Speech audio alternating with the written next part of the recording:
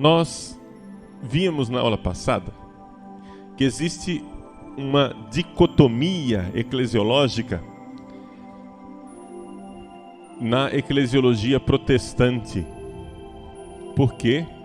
Porque trata-se de uma espécie de oposição entre a igreja visível e a igreja invisível. Isso está presente bem claramente em Lutero, e isso tem um eco na eclesiologia da libertação. Nós vimos o exemplo do Leonardo Boff no seu livro Igreja, Carisma e Poder, em que do lado está a igreja carismática, significada aqui pelo carisma maior, que é o dom da profecia, portanto, o carisma de denunciar e anunciar, né? Denunciar as injustiças, opressões, etc. Então, por um lado, essa igreja profética que se encarna nas comunidades de base, e do outro lado a igreja do poder hierarquizada, que é uma invenção humana e fruto do pecado de alguma forma, né? Nós iremos ver que para o Leonardo Boff a hierarquia e o clero é realmente algo de pecaminoso que deve ser destruído através de luta de classes, né? Mas deixando isso de lado por enquanto, porque não nos interessa aqui por enquanto analisar em profundidade a posição do Leonardo Boff, embora nós o faremos no tempo oportuno, eu gostaria de tentar resolver o problema teologicamente, né? Porque, ao final das contas, como é que a gente faz para que não haja duas igrejas, uma igreja do carisma, uma igreja do poder? E aqui claramente existe uma oposição também dentro da visão da Trindade. Por quê? Porque se nós olharmos para a igreja como estando ligada mais à pessoa do Espírito Santo, a igreja como uma criação direta do Espírito que sopra, nós iremos apelar mais para essa realidade carismática, e é daí que vem toda essa eclesiologia protestante, inclusive a eclesiologia pentecostal, da qual é subsidiária a renovação carismática, não é? Uma eclesiologia em que os carismas, os dons carismáticos, o Espírito Santo é que mostra onde está a verdadeira igreja. Se ao contrário nós associarmos a igreja não à pessoa do Espírito Santo, mas à pessoa do Filho, como faz a eclesiologia tradicional, principalmente no Ocidente, nós iremos ter uma igreja mais institucionalizada, mais visibilizada, porque o Filho, ele é a cabeça de um corpo. Isso significa uma hierarquia, significa algo de visível, significa uma realidade muito bem encarnada historicamente. Então, a visão de igreja enquanto hierarquia, essa igreja institucional, para usar a linguagem mais comum, está bem ligada à questão do Filho. E isso é embasado na eclesiologia tradicional, porque a igreja é uma criatura verbi. É uma criatura do verbo, do Filho, corpo de Cristo. Então, se nós enfatizamos que a igreja, por um lado, está ligada à pessoa trinitária do Filho, que se encarnou, não é? Nós vemos então que acontece uma espécie de desequilíbrio na visão da Trindade. Por quê? Porque se nós enfatizamos a pessoa do Filho, o Filho manda o Espírito Santo, portanto, os carismas estão subordinados à vida hierárquica. Então, o Filho sopra o Espírito Santo sobre os apóstolos, né? É o Filho quem envia o Espírito Santo, é o Filho quem manda o Espírito Santo, é o Filho quem controla o Espírito Santo. E nesta visão, se nós ficarmos com esta visão unilateral, nós iremos ter, então, um desprezo pela realidade carismática dentro da igreja. Se, ao contrário, nós enfatizarmos a pessoa do Espírito Santo e enfatizarmos o fato de que o Filho, quando se encarnou no mundo, se encarnou pelo poder do Espírito Santo. E se nós enfatizarmos o fato de que o Espírito Santo mandou Jesus para o deserto, se nós enfatizarmos o fato de que o Espírito Santo repousa sobre Jesus e é o Espírito Santo que o envia, então nós teremos uma igreja mais do carisma, uma igreja onde o Filho está subordinado ao Espírito. Então, na verdade, nós temos aqui duas visões que parecem se excluir mutuamente. Mas vamos lembrar o que é teologia. O que é teologia? É um esforço humano, racional, de resolver a tensão que existe entre duas verdades de fé. Estamos lembrados desse conceito de teologia? O herege é aquele que escolhe uma das duas verdades. O herege é aquele que diz assim: não, a igreja é uma criatura do Verbo, portanto, quem manda no Espírito Santo é o Filho. E aqui você então cria uma espécie de subordinacionismo, onde a hierarquia que vai mandar nos carismas. Se você escolhe o outro lado, dizendo que não, é o Espírito Santo, a igreja carismática, nada de instituição, esse negócio de instituição é coisa humana, é coisa detestável, é coisa horrível, e nós temos que deixar a liberdade do Espírito, você está escolhendo também um dos dois lados, e portanto fazendo uma eclesiologia desequilibrada, e portanto sendo herege, porque a palavra hairesis em grego quer dizer exatamente isso, escolha. Eu vejo duas verdades de fé aparentemente contraditórias, duas verdades de fé em tensão entre si, e então eu escolho uma delas e elimino a outra. Isso chama-se heresia. E o que é teologia? Teologia é a tentativa humana de racionalmente explicar como é que estas duas realidades, que são objeto de nossa fé, se conciliam entre si. Está entendido isso? Então, até aqui, o que eu disse é a fé católica. Nós católicos, nós cristãos, não somente os católicos, né? Mas nós cremos que o Filho manda o Espírito e o Espírito manda no Filho. Mas quem é que manda em quem? As duas coisas acontecem? Bom, aí nós vamos ter que resolver a coisa, não é? Teologicamente. Então, teologicamente, nós iremos ver, quando nós estudarmos o Tratado da Trindade, que a solução está na figura do Pai.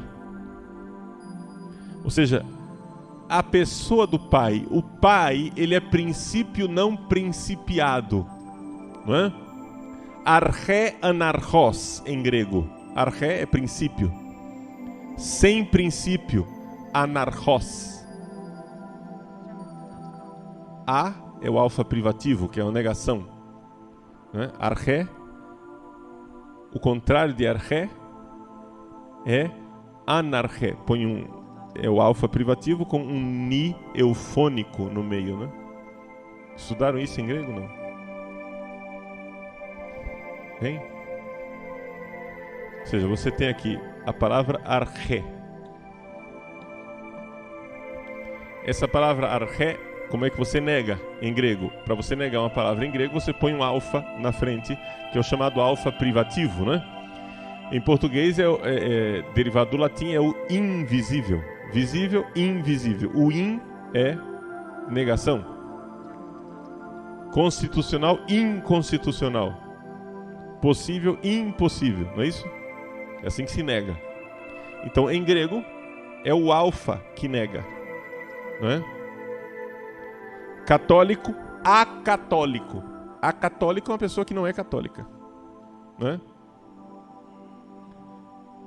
Então, só que dois A's juntos, arché, não dá. Então você coloca aqui um ni no meio, que é um ni chamado ni eufônico.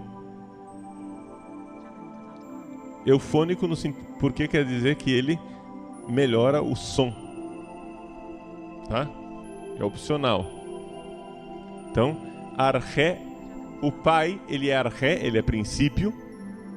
Anarchos, anarquia quer dizer que não tem um princípio de governo, não é isso? Arquia, uma autarquia, hierarquia, arquia é princípio de governo. Então, o pai é arché anarchos. O pai é princípio sem princípio. Então, na Trindade, o pai é compreendido como a fonte das duas pessoas, a pessoa do Filho e a pessoa do Espírito Santo. Isso, evidentemente, dentro da igualdade de pessoas, não existe nenhuma pessoa maior do que a outra, mas em Deus foi o Pai quem gerou o Filho e foi o Pai quem expirou o Espírito Santo. O Espírito procede do Pai, o Filho procede do Pai. Agora o que acontece? Acontece que na própria Trindade, o Espírito procede do Pai, mas pelo Filho. Então o Filho tem uma função na origem do Espírito Santo, né? Então o Filho participa da expiração, da procedência do Espírito Santo, que deu origem àquilo que nós, na teologia ocidental, chamamos de filioque, né? O Espírito Santo procede do Pai também, né? E do Pai. E do Filho, do Filho também. Os orientais protestam, e parece que nós estamos caminhando, nós iremos ver isso na teologia da Trindade, estamos caminhando para uma conciliação em que eles aceitam o filioque desde que haja um espirituque. Ou seja, se nós entendermos que a geração do Filho, ela também é pelo Espírito, que o Espírito Santo... Porque quando a gente diz que o Espírito Santo vem do Filho somente, o que é que está acontecendo? Coloca-se uma espécie de desequilíbrio em que a pessoa do Filho fica muito ressaltada, e é por isso que os orientais criticam os ocidentais de um certo cristomonismo, ou seja, tudo se resolve no Cristo. Então vocês vejam que para a mentalidade popular, por exemplo, só existe uma pessoa em Deus, é Jesus, acabou. A tal ponto que Jesus assimila até mesmo a questão do Pai, né? Jesus é nosso Pai, na mentalidade popular, daquele hino do coração, né? Coração Santo, tu reinarás. Lá pelas tantas ele diz: Jesus amado, né? Jesus piedoso, Pai amoroso, não é? Fráguas de amor, né? O que é frágua, por favor? O que é frágua? Vocês cantam isso a vida inteira e não sabem o que quer dizer? Fráguas de amor, fornalha de amor. Fornalha. Então, vejam só. Existe um certo cristomonismo, e os orientais, eles não têm razão, mas eles têm razões. Ou seja, nós não somos hereges, mas existe uma certa tendência herética na imaginação popular no Ocidente. Não na teologia, mas na imaginação popular, sim. Por que surgiu isso na imaginação popular? Justamente por causa de uma teologia popular da época carolíngia. Eu sei que eu estou saindo um pouco do nosso tema aqui, mas é só para vocês entenderem como é que nós somos como nós somos, né? Na época de Carlos Magno, Renascimento carolíngio, estão localizados historicamente, ano 800 mais ou menos, né? No Natal de 800, Carlos Magno foi coroado imperador do Ocidente. Muito bem, mais ou menos naquela época, existe uma tendência carolíngia de falar com a Trindade como todo na oração, lex orandi, lex credendi, né? Ou seja, a oração produz depois uma teologia. Então, quando você vai e fala com a Trindade inteira na oração, ou você pega uma das pessoas da Trindade, que é Jesus, e faz com que ali esteja condensado toda a Trindade, isso cria um certo desequilíbrio. Por quê? Porque a norma de oração cristã é orar ao Pai, pelo Filho, no Espírito. Ou seja, o Espírito Santo e o Filho são paráclitos, ou seja, são duas pessoas trinitárias que estão conosco. Eles entraram na história. O Filho foi enviado ao mundo. Não foi? Enviado ao mundo, o Filho? Sim, pela encarnação. O Espírito foi enviado ao mundo, sim ou não? Pela efusão do Espírito Santo em Pentecostes. Então, os dois, o Filho e o Espírito, são os nossos dois paráclitos, conforme está na Sagrada Escritura. A Sagrada Escritura não chama o Espírito Santo de paráclito único, não. Também o Filho é paráclito. O Evangelho de São João chama o Espírito Santo de paráclito, mas Jesus diz assim: eu enviarei um outro paráclito. Quer dizer que ele já era paráclito. E a primeira carta de São João diz isso explicitamente, não é? Nós temos um paráclito diante de Jesus Cristo e chama Jesus de paráclito. Primeira carta de São João. Então, para entender, o Espírito Santo e o Filho foram enviados ao mundo como dois braços amorosos do Pai, e a comparação não é minha, é de Santo Irineu de Lyon, né? Dois braços amorosos do Pai que são enviados à história, ao mundo, para me resgatar, para me salvar, para me levar para Deus. São os dois braços, os dois paráclitos. Muito bem, ao rezar, nós não podemos agora inverter a ordem da salvação e de repente ficar sozinhos outra vez. Se você reza, se você ora ao Pai, mas ao orar ao Pai, você sabe que você só pode chamá-lo de Pai se a sua voz e o seu coração é o coração do Filho. E você só sabe que você só pode ter a voz e o coração do Filho se o Espírito gerar o Filho em você. Não é isso? Então, os dois paráclitos, o Filho e o Espírito, estão com você na hora que você fala com o Pai, Pai Nosso. É assim que Jesus nos ensinou. Quando orardes, dizei Pai Nosso. Então, a norma de oração cristã é dirigir-se ao Pai. Na missa, né? Quando a gente celebra a Eucaristia, todas as orações eucarísticas e 99% das orações da missa são todas dirigidas ao Pai. Por que isso? Porque essa é a norma da oração, lex orandi. E isso significa que é a nossa norma da fé, é a lex credendi.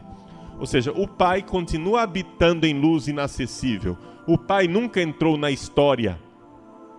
Compreendem isso? Não existe uma encarnação do Pai.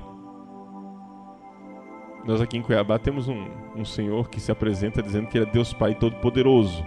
Mas não aconteceu isso, né? Isso é delírio dele, né? Psicose.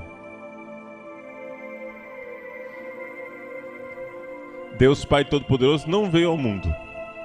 Então, vejam, o Pai continua habitando em luz inacessível, ele envia o Filho e envia o Espírito Santo. Agora, como é que o Pai envia o Filho? Ele envia o Filho no poder do Espírito. E como é que o Pai envia o Espírito? Ele envia o Espírito através do Filho. Ok? Então as preposições aqui são interessantes. O Filho é enviado ao mundo no poder do Espírito. e o Espírito é enviado ao mundo no sentido de através, não no sentido de agente da passiva. Quem envia é o Pai. O Pai envia o Espírito ao mundo pelo Filho. O sujeito da ação é o Pai, que envia o Espírito ao mundo pelo Filho. Pois não?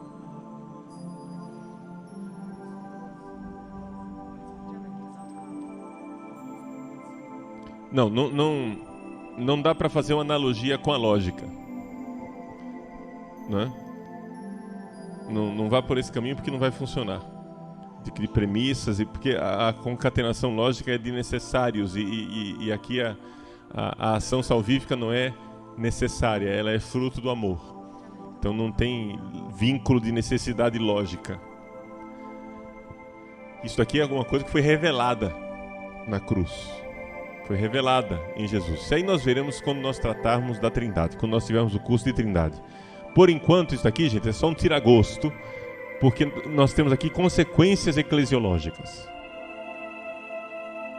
Então, a consequência eclesiológica é a seguinte: você precisa compreender que no mundo, na história da salvação, portanto, na igreja que peregrina nesse mundo, na igreja que está aqui nesse mundo, a igreja, ela tem nela a ação do Filho e a ação do Espírito.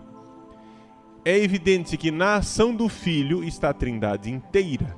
É evidente que na ação do Espírito está a Trindade inteira. Não é um Deus esquizofrênico. E como é que nós vamos viver sem fazer com que haja esquizofrenia, colocando uma oposição entre a ação do Filho e a ação do Espírito?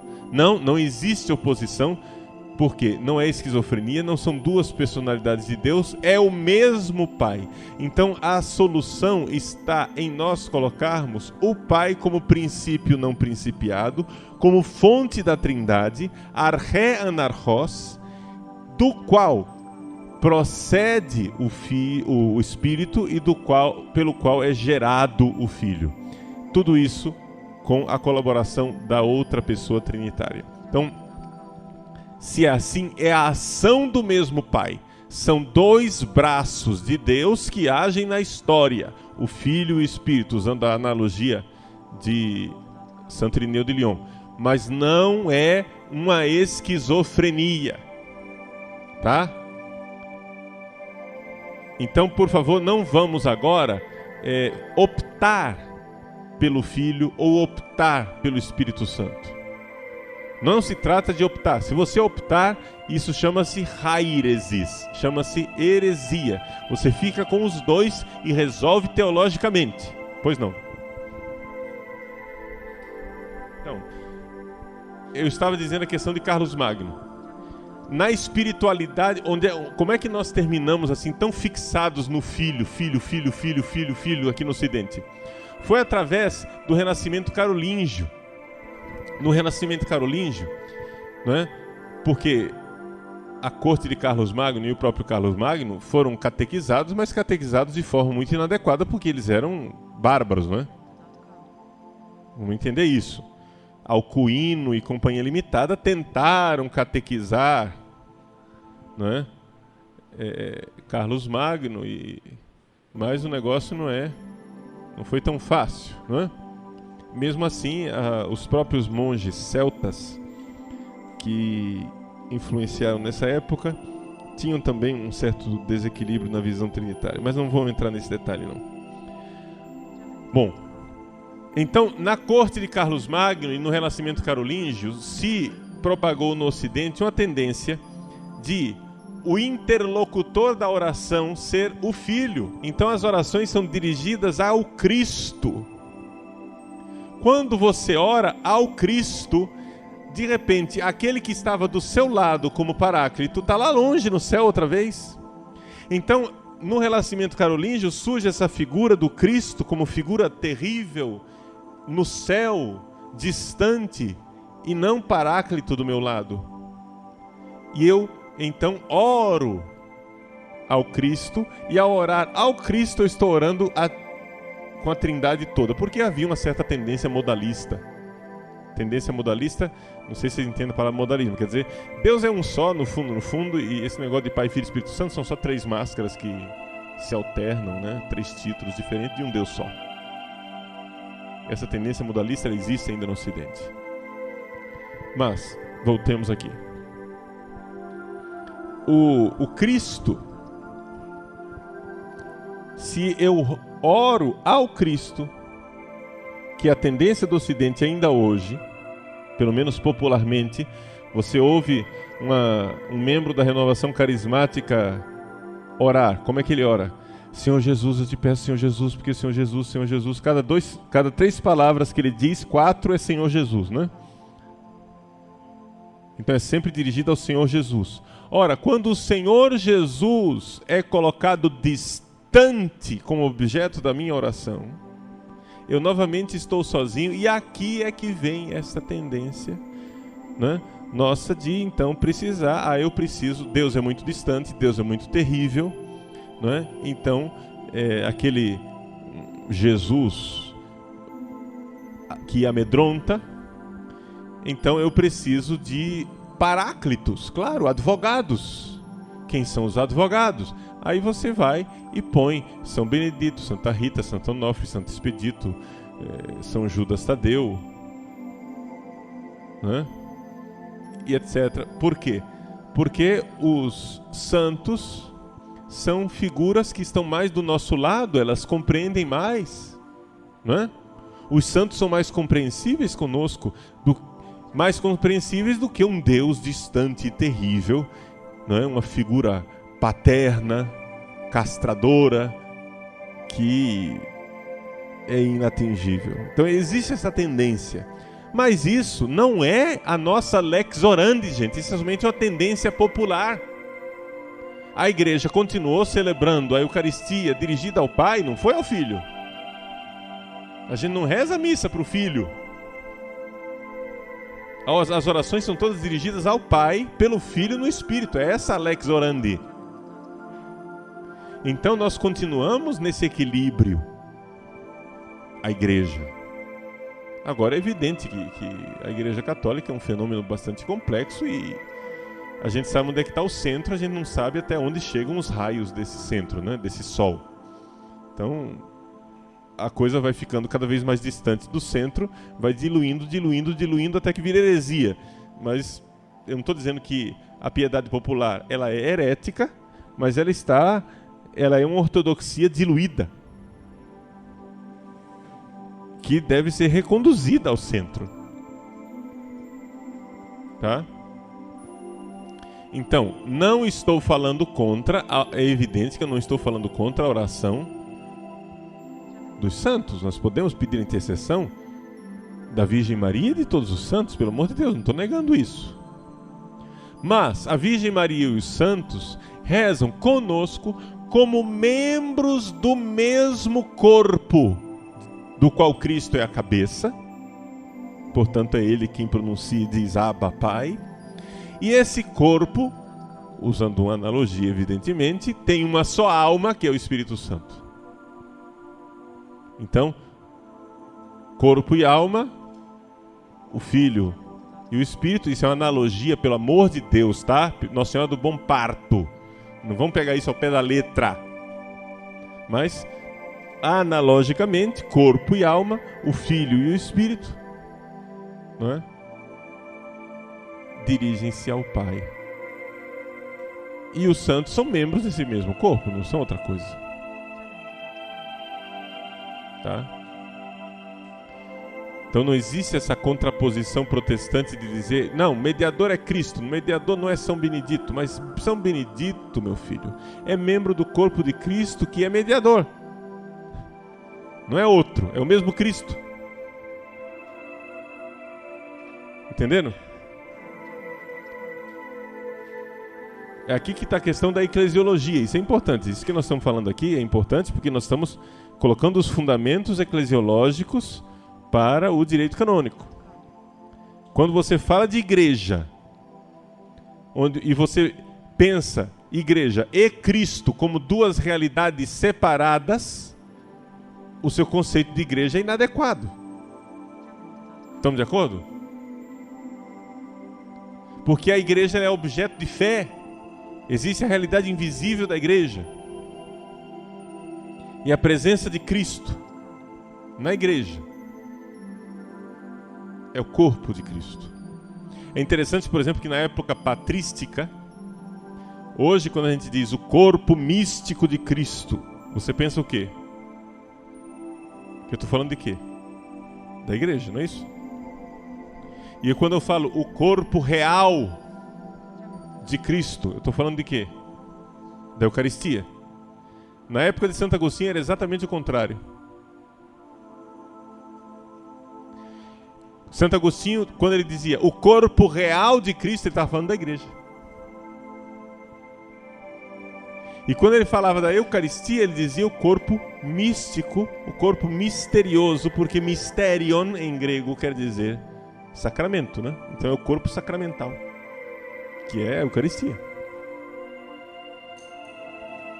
Só para entenderem que essa realidade de igreja e Eucaristia, a Eucaristia gera a igreja gera a Eucaristia, ela é uma realidade muito íntima, porque essa noção de que Eucaristia e igreja se pertencem mutuamente, porque as duas realidades são o corpo de Cristo, ora bolas carambolas. Se as duas realidades são o corpo de Cristo, então elas se pertencem mutuamente. Eclésia de Eucaristia, né? A igreja que nasce da Eucaristia. Mas é também verdade, Eucaristia de Eclésia.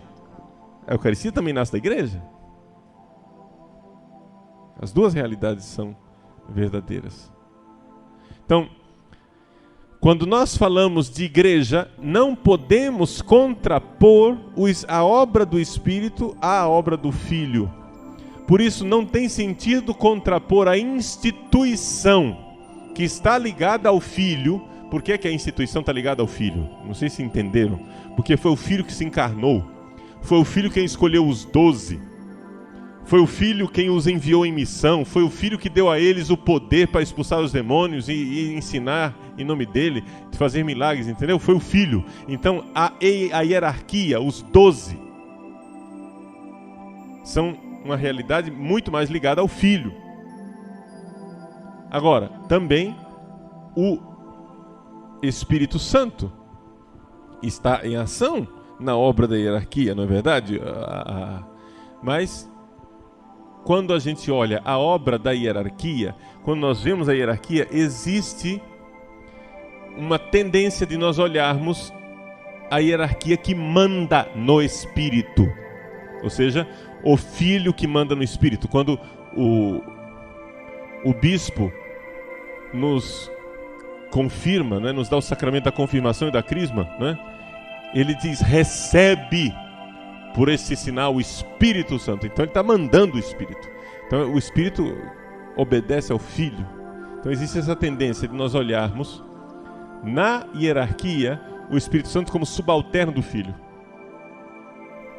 Enquanto no mundo místico, carismático, espiritual, existe uma preponderância do Espírito Santo. Então as visões místicas, as aparições da Virgem Maria em Fátima, visões místicas, arrebatamentos, profecias, palavras de sabedoria, etc. e tal, todas essas coisas são realidades que escapam um pouco, né? E que podem também mandar na hierarquia. Vocês vejam, por exemplo, Santa Catarina de Sena. Eu gosto de dar esse exemplo de Santa Catarina de Sena, porque é um exemplo de um equilíbrio muito bonito entre a obra carismática de Santa Catarina e o magistério. O Papa estava em Avignon, na França. Santa Catarina, analfabeta, leiga, ela não era nem sequer religiosa de clausura. Ela era uma leiga consagrada, uma espécie de canção nova daquela época. que eram as Mantellate, ou seja, uma ordem terceira das dominicanas, né?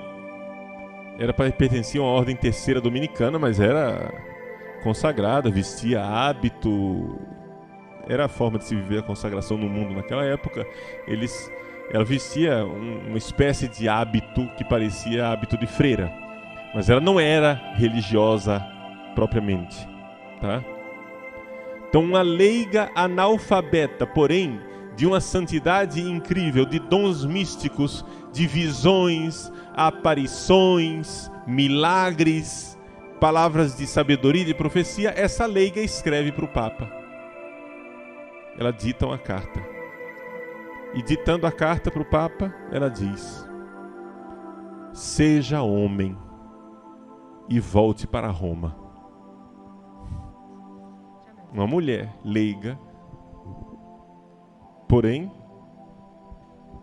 por causa da autoridade do Espírito Santo, o Espírito Santo é o carisma dizendo ao poder, não é? Tome vergonha na cara, seja homem e volte para Roma. E, meus senhores, o Papa obedeceu e voltou para Roma. Obedeceu Santa Catarina, uma leiga, o Papa.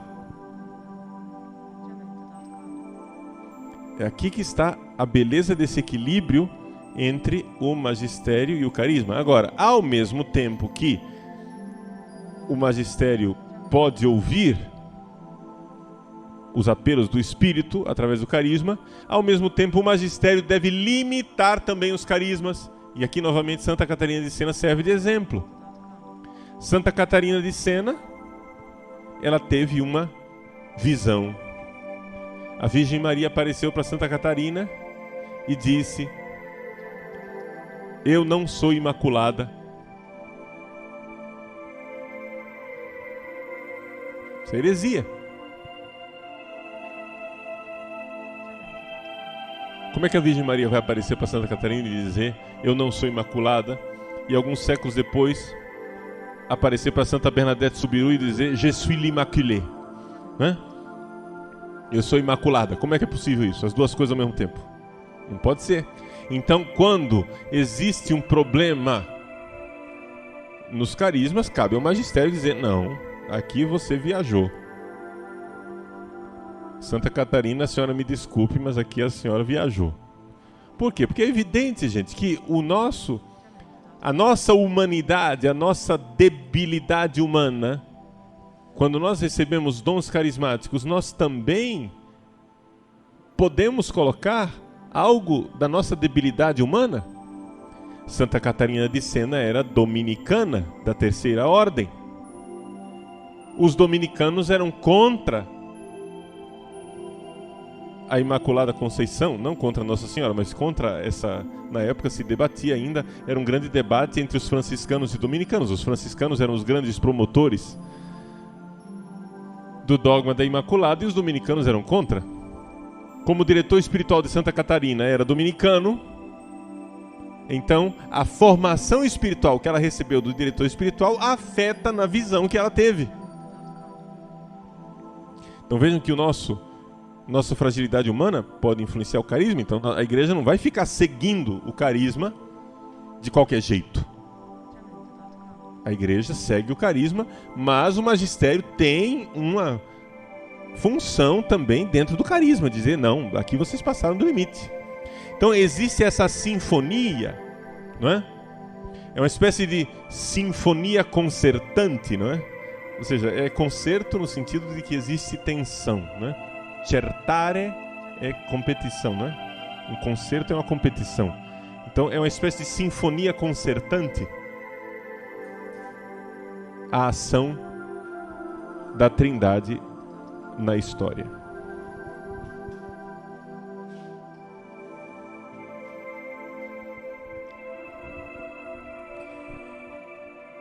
Isso tem consequências eclesiológicas, evidentemente.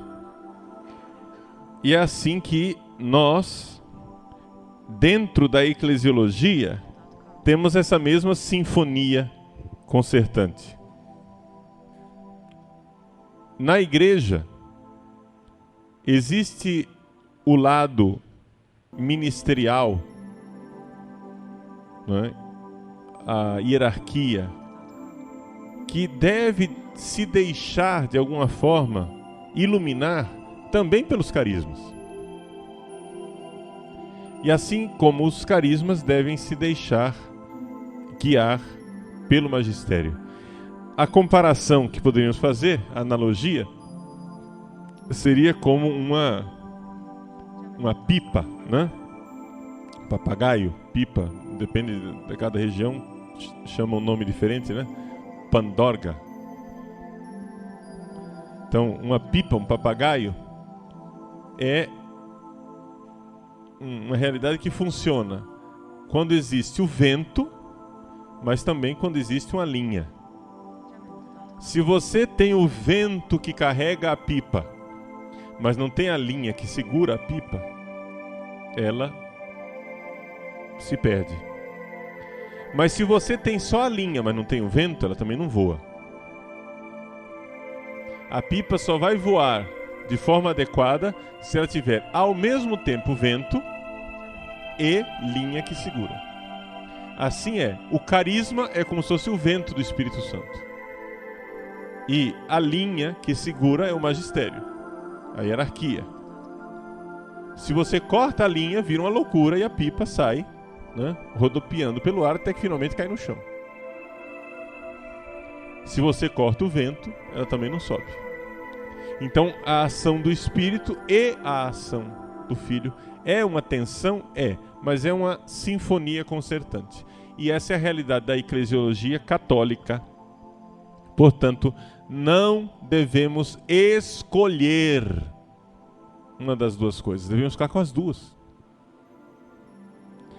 Sendo assim, o direito canônico, dentro da eclesiologia católica, ele evidentemente significa essa linha que segura, que limita. Mas existem instituições dentro do próprio direito que abrem janelas para a ação do Espírito Santo que vai além daquilo que a lei consegue prever. Então, por exemplo, o direito canônico não pode ser visto como sendo uma versão do direito civil que trata só de assuntos eclesiais. Não é isso, não. O direito canônico tem instituições próprias, bem diferentes do direito civil. Veja, por exemplo, que o direito civil não tem a questão da dispensa. Não é isso? A lei é lei. Não existe dispensa.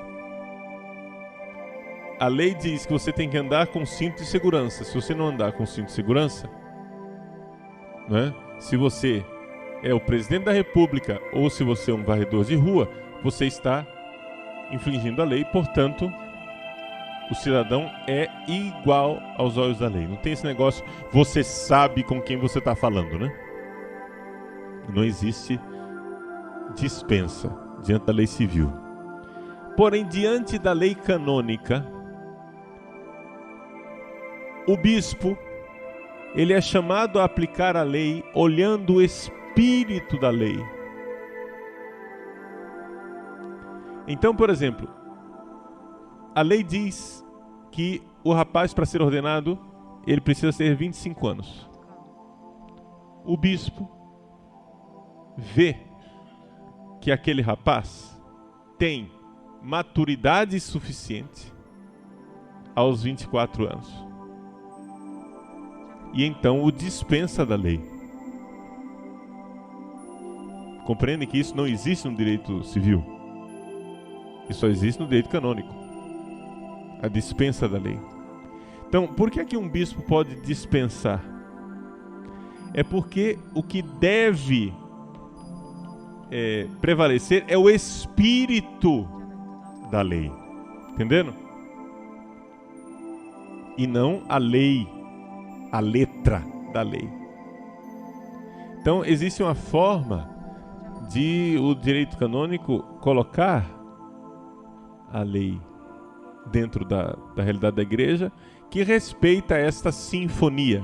Então, vejam, de fato o direito canônico está mais ligado à pessoa do filho, a essa realidade da hierarquia, do poder eclesiástico e, portanto, da visibilidade institucional. Porém, o direito canônico não é um direito sem a presença do carisma, sem a presença do Espírito, sem a presença da ação inspiradora dos dons proféticos dentro da igreja. Querer escolher uma das duas coisas e eliminar a outra é, de alguma forma, uma heresia. Então, nós temos que tomar muito cuidado com relação a isso. Mas como é que nós podemos responder? Então, já vimos alguma espécie de saída disso tudo, mas nós ainda não temos resposta suficiente para o senhor Rudolf Zohm. A resposta à objeção de Zohm continua ainda insuficiente. Então, qual é a objeção de Zohm? Recordamos a aula passada. Rudolf Zohm nos disse na aula passada, na sua obra Kirchenrecht, que a natureza do direito canônico é contrária à natureza do Evangelho e, portanto, da Igreja invisível, verdadeira, porque o direito canônico é a expressão da Igreja visível, que é a criação humana. Como é que nós podemos dizer, como é que nós podemos responder a isto? Houve várias tentativas de resposta. Eu vou acenar para algumas respostas que não são as respostas que eu creio válidas e suficientes. Acenarei para elas só por honestidade, para que vocês saibam que isto existe e que vocês podem ir por esses caminhos. Vocês sabem que trata-se aqui muitas vezes de opção teológica, não é? Opção teológica. Vamos lembrar que teologia, a fé é de todos, ela é comum, ela é obrigatória, mas a teologia não é obrigatória. A teologia é um esforço, não é, pessoal, de uma fides querens intellectum, e aí você, mais ou menos, tem o direito e a liberdade de expressão teológica, embora a fé seja comum. Então, existem algumas escolas de filosofia, de teologia, do direito canônico. Bom, a primeira dela, vamos colocar as posições mais tradicionais para a resposta do direito canônico. A primeira é aquela que nós chamamos de escola romana.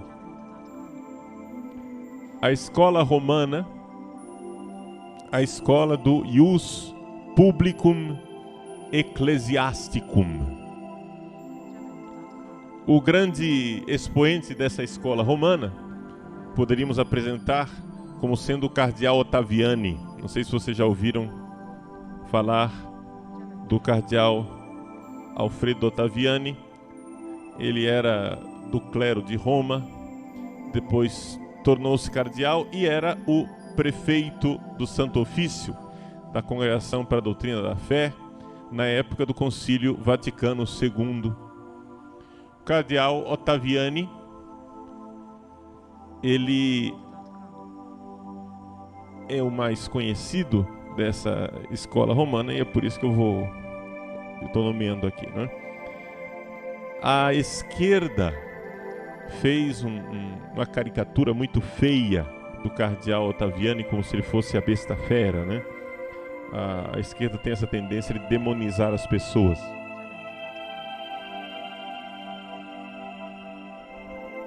Ottaviani, ele tinha um olho só, né? Era cego de um olho, mas prestou um serviço muito bom à igreja, etc. É evidente, é claro que ele tinha uma série de posições um pouco rígidas e intransigentes, e no final da vida fez uma série de declarações que não foram muito felizes, e por isso ele terminou a sua contribuição para a história da igreja marcado por uma pecha, por um carimbo assim de extrema direita, muito conservador. Na verdade, ele era somente um homem zeloso que queria o bem da igreja. Ele fez declarações do tipo assim, quando morreu João 23, né? E se tratava de escolher o sucessor de João 23 para dar continuidade ao concílio, o cardeal Ottaviani fez declarações a um jornalista e tinha ficado acertado com esse jornalista que ele iria publicar essa entrevista que ele deu somente quando os padres cardeais tivessem entrado em conclave. Então, Ottaviani disse, dou essa entrevista, mas por favor não publique enquanto não entrarmos em conclave, que eu não quero, a questão não é influenciar o conclave. Acontece que o bendito do jornalista publicou antes. Isso criou um mal-estar imenso. Entre as várias declarações do cardeal Ottaviani, veio a seguinte declaração bombástica de que os anos de pontificado de João 23 tinham feito mais mal à igreja do que séculos de protestantismo. Ou seja, que as visões de João 23, aliás, João 23, para vocês terem ideia, João 23 não era um liberal de esquerda, tá? Ele foi depois transformado num ícone da igreja progressista, etc. Mas João 23 é um conservador. João 23, para vocês terem ideia, às vésperas do concílio, ele assinou um documento, que foi o documento que ele colocou maior solenidade, porque ele assinou o documento, não no escritório dele, como se costumam assinar os documentos. Ele assinou o documento em cima do altar da confissão em São Pedro, em cima do túmulo de Pedro. Esse documento chamava-se Veterum Sapientia, que tinha por finalidade a implementação do estudo de latim nos seminários, ou seja, os seminaristas deviam estudar muito mais latim do que já estudavam antes do concílio. Não diminuir, aumentar a carga horária de latim, de tal forma que os seminaristas fossem capazes de compor poesias em latim. Se vocês fazem ideia do que é compor uma poesia em latim, é um negócio quase assim... Você tem que pensar em latim. Não basta você dominar o latim, você tem que ter um conhecimento de latim realmente incrível. Então, quando ele publicou esse documento, o Veterum Sapientia, os padres do seminário de Viamão foram lá em Porto Alegre, foram até Dom Vicente Scherer e perguntaram para ele: escuta, nós recebemos esse documento de Roma, nós temos que rever todo o currículo do seminário, porque aqui vai ter que ter uma intensa carga horária de latim. Aí o Dom Vicente Scherer, que depois teve fama de conservador, né? Tornou-se cardeal de Porto Alegre. Dom Vicente Scherer disse: não se preocupem não, o concílio vai acabar com isso. Quer dizer, João 23, às vésperas do concílio, era mais conservador do que quem depois foi tido como conservador. Coisas assim que João 23 fez, por exemplo, ele restaurou o uso do camauro. Camauro é esse chapéu de veludo de veludo vermelho que o Papa Bento XVI está usando novamente também. Não é que parece o pessoal achava... Isso aqui não é piada não, isso aconteceu de verdade. Um padre de lá do Colégio Pio Brasileiro, não é? Chegou em casa dizendo: dizem que esse Papa é conservador. Que nada, rapaz, esse Papa é legal, ele é aberto, olha só. Nós estamos, era inverno, né? Estava perto do Natal. O Papa apareceu na Praça de São Pedro com o chapéu do Papai Noel.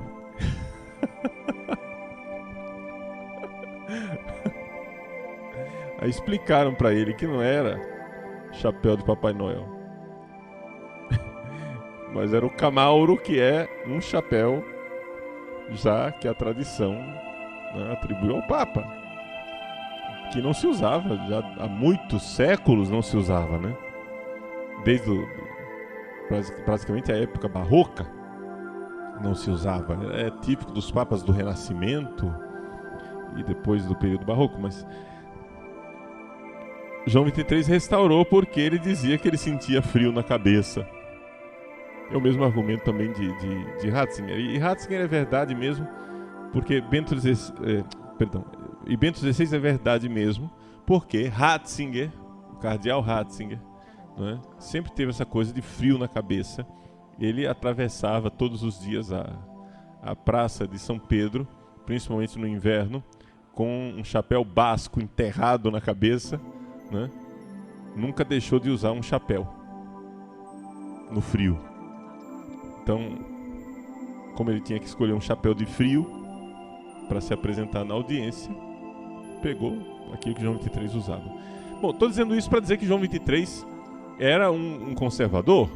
Ele preparou, junto com o cardeal Ottaviani, com a Cúria, os esquemas dos documentos do Vaticano II, e para ele estava tudo muito bem. Ele achava que o concílio, quando ele convocou o concílio, ele achava que o concílio ia terminar numa sessão. Íamos fazer uma sessão, aprovar os documentos e voltar para casa. Que nada. Fizeram a primeira sessão, os padres conciliares reprovaram todos os esquemas, exceto o esquema da liturgia. Essa é a razão pela qual o Sacrosanto Concilium foi a primeira a ser aprovada. Não é? Então, João 23, quando João 23 morreu, depois da primeira sessão do Concílio Vaticano II, ele morreu com o concílio em alto mar. Não havia nenhum documento aprovado, não havia nada feito, o concílio estava à deriva. E não é essa a ideia que nós temos de João 23, né? A gente acha que João 23 é que fez o Vaticano II. Na verdade, João 23 teve a coragem de convocar o Vaticano II, coragem essa que Paulo VI não teria tido. E depois,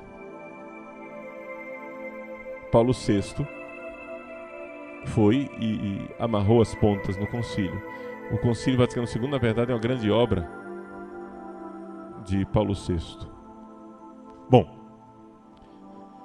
o cardeal Ottaviani, então, é este cardeal que morreu com esta fama de conservador. Ele, a piada, né, como as piadas que a esquerda conta, diz que o cardeal Ottaviani saiu de casa, entrou no táxi e disse: "Vamos para o concílio". E o taxista então virou para o outro lado e começou a sair da cidade. E o cardeal Ottaviani: "Onde é que você está indo?" Eu disse: "Para Trento".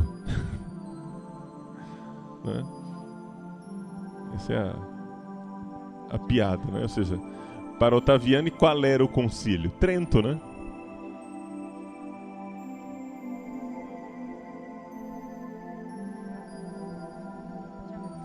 Bom, então, qual é a ideia do cardeal Ottaviani? Vejam, eu vou expor isso daqui. O que ele diz é correto, mas eu acho que não é suficiente para responder ao problema apresentado por Rudolf Zohm. Tá? Aliás, isso é uma coisa importante que vocês saibam. Por que é que eu não sou partidário da escolástica e da neotomística? Por que é que eu não sou... o meu jeito de fazer teologia não é neotomista? Porque eu creio, é minha opinião, ninguém é obrigado a estar de acordo comigo, eu estou convencido de que a igreja está na situação lastimável em que ela se encontra com essa história de teologia da libertação exatamente por causa da escolástica. Da neoescolástica, não da escolástica de Tomás de Aquino. Não... O culpado não é Tomás de Aquino, o culpado são os tomistas. Foram os tomistas quem criaram essa situação, ou seja, não era possível, gente, que a igreja estivesse bem a igreja não podia estar muito sadia para, de repente, com a Revolução Estudantil de 1968, de repente tudo explode. Entenderam? Se a igreja fosse aquela maravilha que os tradicionalistas nos apresentam, se a igreja estivesse em estado de saúde perfeito, com Pio XII, né? O triunfo da igreja, etc. e tal, se a igreja estivesse muito bem, ela não teria caído na crise que caiu com a revolução cultural, estudantil e sexual do final da década de 60, início da década de 70. Ou seja, a revolução cultural marxista do Ocidente atingiu a igreja de cheio porque a igreja já estava carunchada. Ela estava já com, vamos usar a linguagem, uma linguagem médica, a igreja já estava com baixa imunidade, entendeu? Quando o corpo está bem, com a imunidade alta, ele pode se expor a certos vírus e não contrai a doença. Mas quando a igreja está com baixa imunidade, né? Quando o corpo está com baixa imunidade, qualquer coisinha já fica gripado, já fica doente. Então, por que é que eu acuso, né, esse tipo de pensamento neoescolástico, como é o pensamento do cardeal Ottaviani? Eu o acuso de ter sido as premissas dessa conclusão desastrosa. Eu acuso porque é teologia de baixo. Ou seja, a neoescolástica, neotomismo, o tomismo leonino, ou seja, o tomismo que surgiu no final do século XIX, início do século XX, a partir da Aeterni Patris de Leão XIII, por isso eu chamo tomismo leonino. O tomismo leonino é responsável, sim, pela crise que nós vivemos. Eles imputam, né, a crise que nós vivemos à Nouvelle Théologie, à teologia, né, dos grandes teólogos do Vaticano II, como Henri de Lubac, Congar, von Balthasar, Ratzinger e companhia limitada. Não. É exatamente o contrário. E neste meu diagnóstico, é evidente que eu não sou um gênio, né, para dizer isso sozinho, achar que eu descobri, né? Não, isso é uma coisa que eu pensei, mas que eu suspeitava e que me confirmou exatamente a posição de Ratzinger. Em algumas entrevistas que ele deu, Ratzinger disse com toda clareza como é possível que a igreja estivesse tão despreparada para enfrentar esta crise de revolução cultural marxista do final da década de 60 e início da década de 70, de 40 anos atrás. E Ratzinger aponta exatamente para a manualística, essa teologia dos manuais. Por quê? Ele não diz por quê, mas a minha opinião, e aqui já sou eu falando, e você não é obrigado a concordar, mesmo as opiniões de Ratzinger você não é obrigado a concordar, porque ele não é uma manifestação magisterial, né? É simplesmente a opinião dele. Mas na minha opinião, a coisa já estava mal porque os neotomistas, os neoescolásticos têm mania de fazer teologia de baixo. Mania de fazer teologia a partir de raciocínios humanos, filosóficos, e não a partir das fontes. Enquanto a Nouvelle Théologie é uma teologia das fontes, né? Quando eu digo fontes, você entende que eu estou falando aqui de Sagrada Escritura, liturgia e patrística. Ou seja, através daquilo que... através dessas realidades que são para nós a transmissão da revelação. A revelação ela é transmitida através da liturgia, através da tradição, através da patrística, através da Sagrada Escritura. Tudo isso são as fontes da teologia. Não confundir fonte de teologia com fonte da revelação, tá? Fonte da revelação é Deus em última instância e depois a tradição com T maiúsculo e a Sagrada Escritura. Aqui as fontes da teologia são as mesmas fontes da revelação, mas explicitadas de uma forma real, porque a tradição ela não existe no ar, ela existe na patrística e na liturgia e nas tradições institucionais e canônicas da Igreja. Muito bem, voltemos ao Cardeal Ottaviani. Isso é uma introdução só para contextualizar o que é essa escola romana. A escola romana é uma escola de direito canônico que está ligada a esta neoescolástica, a manualística, que, ao meu ver, não é absolutamente a salvadora, e é por isso que eu não acho que essa solução aqui seja suficiente. E qual é a solução que eles dão? O ius publicum ecclesiástico e a escola romana dizem que a igreja é uma societas perfecta.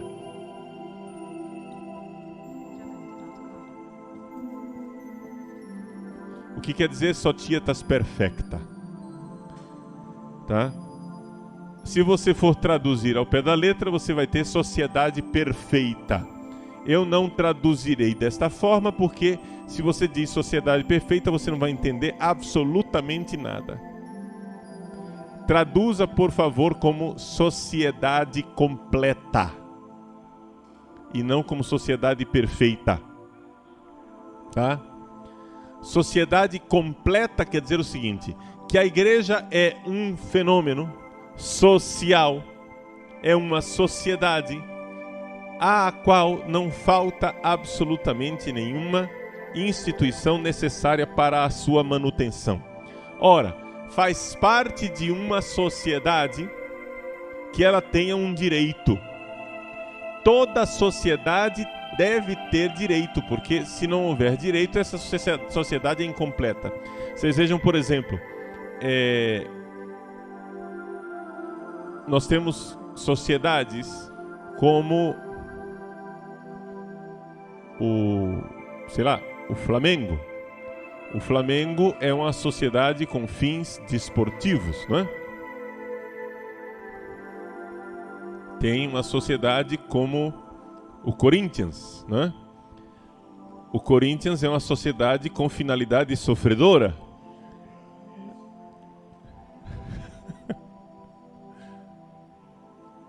Então, mas, nomes fora brincadeira, um time de futebol é uma sociedade com finalidade desportiva, mas ela não é uma sociedade perfeita, porque o time de futebol não tem direito próprio. O time de futebol é regido pelo direito de uma sociedade maior. Entenderam? Então, nós diríamos que um time de futebol, o Flamengo, não é uma societas perfecta. O Corinthians não é uma societas perfecta.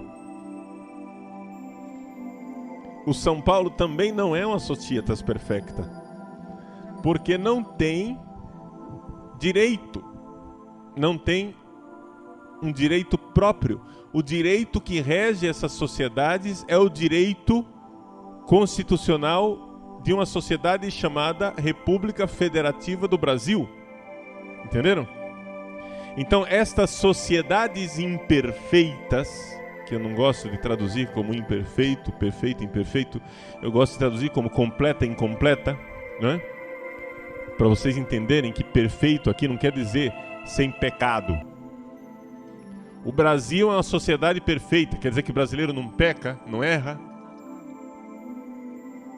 Porque o negócio é esse, né? Tem gente da esquerda que critica o Cardeal Ottaviani e a escola romana de uma forma ridícula. O cara chega e diz assim: imagina dizer que a igreja é uma societas perfecta, é uma sociedade perfeita. É claro que a igreja não é perfeita, a igreja é imperfeita, a igreja cometeu erros. Um cara desse merece ser, se não fisicamente, merece ser intelectualmente fuzilado, né? Porque é um idiota completo, é uma besta quadrada. Um cara que diz um negócio desse é um retardado mental, não sabe o que está falando. Você entenda, por favor, primeiro o pensamento do seu adversário, depois você critica. Mas você deve ao seu adversário um mínimo de honestidade intelectual de primeiro se dar ao trabalho de entender o pensamento dele. Então vejam só. O cardeal Ottaviani diz que a igreja, não somente ele, a escola romana, diz que a igreja é uma societas perfecta, é uma sociedade perfeita, é uma sociedade que possui em si mesma todos os meios necessários para a sua própria manutenção e que, portanto, como societas perfecta, a igreja não depende da República Federativa do Brasil, a igreja não depende da República Italiana, a igreja não depende do Reino Unido, entendem? A igreja não depende da ONU, a igreja ela já tem em si mesma todos os meios para a consecução de sua finalidade. Dizer societas perfecta é dizer societas,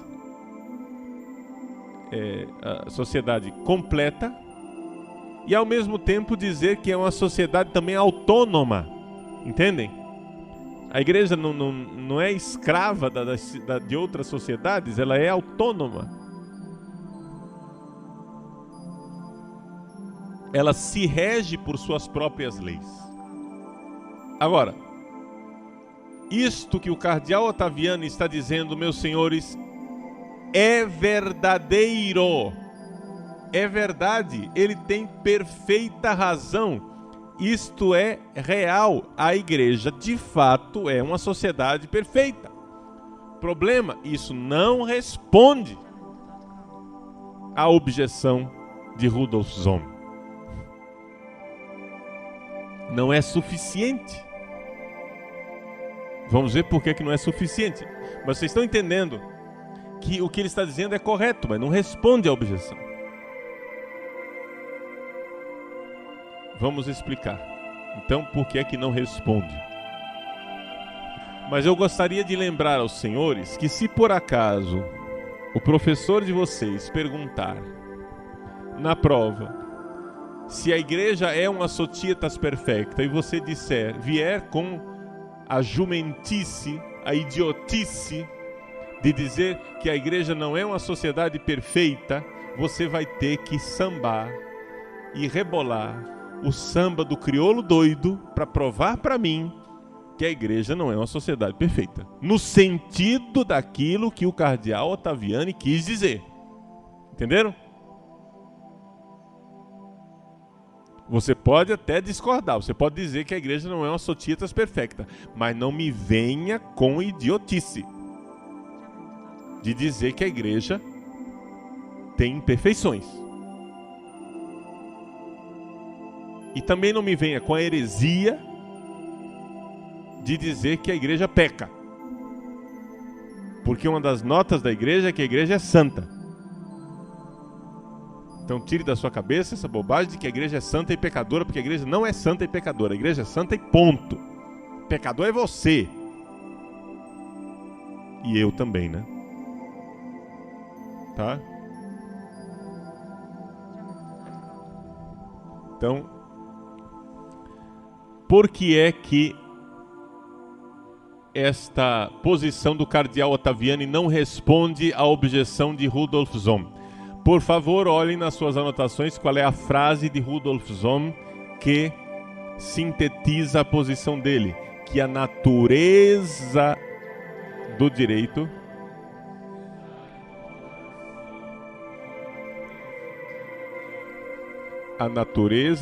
canônico está em contradição com a natureza do evangelho. O negócio, portanto, não tem nada a ver com a igreja. Os protestantes vão olhar para a cara do cardeal Ottaviani e rir. e dizer assim: tudo bem, meu querido, a igreja é uma societas perfecta, ela tem direito de ter direito canônico, e nem nós negamos que a igreja tem o direito de ter um direito canônico, porque as igrejas evangélicas também têm o seu direito canônico, também têm suas normas internas. Só que a igreja é uma invenção humana, o direito é uma invenção humana, e esse negócio aqui é uma coisa que a gente tem que tolerar, porque é uma invenção humana, o evangelho são outros 500. Entenderam o problema?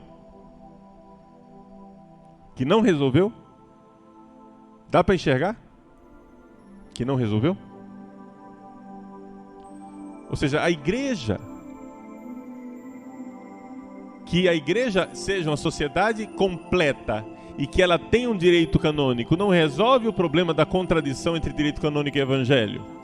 Porque os protestantes vão chegar e dizer, ao mesmo tempo, que a igreja é uma confecção humana, e que, já que ela é humana, onde tem homem tem pecado, onde tem pecado tem que ter direito para pôr ordem na bagunça, e, portanto, tem que haver um direito canônico. Mas isso não quer dizer que o evangelho seja assim, porque a verdadeira igreja, a igreja do carisma, a igreja invisível, a igreja onde o Espírito Santo sopra, a igreja de Cristo, que não se vê em lugar nenhum, mas que tem santos em todas as igrejas, tem salvos em todas as igrejas, mas ela não existe, ela não tem uma configuração institucional e histórica.